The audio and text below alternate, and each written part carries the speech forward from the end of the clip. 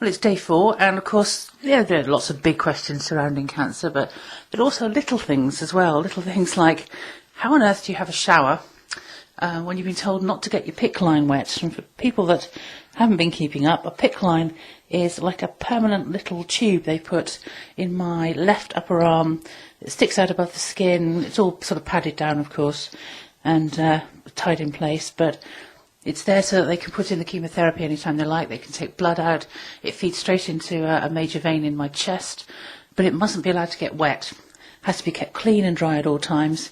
So how do you do that? And the answer is with the largest kind of condom-y thing I think I've ever seen. You know the stuff they make those thin, cheap Macs out of? The kind of the Packer Macs. Imagine one of these. It's kind of opaque.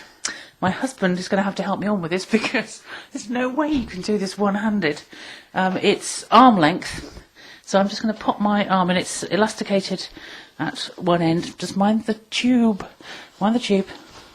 Okay, so it's going on my arm. It's got to come right up my arm. I'm minding the tube. So we've got the elasticated end coming up to pretty much to under my armpit. Not too far up. Not too far. No. Not too far up, because otherwise there's nowhere to put the bandage. So it completely encloses my left arm. No, leave that. Leave it. Leave it. That's how it goes. That's how it goes. And we've also got, up at the end, which I now can't feel my left arm. That's the tightest cuff. Rambo's now going to do. Stop it. I'm okay, I'll wait now. Very funny.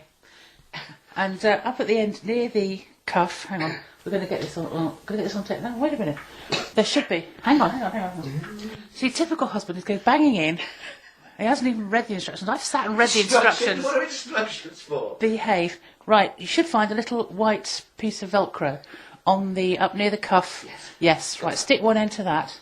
So what I've got here is I've got for instructions. I've got a kind of neoprene bandage, which has to be tied really quite tight, and then wrapped round. Try not to get your circulation cut off because your arm drops. That's it.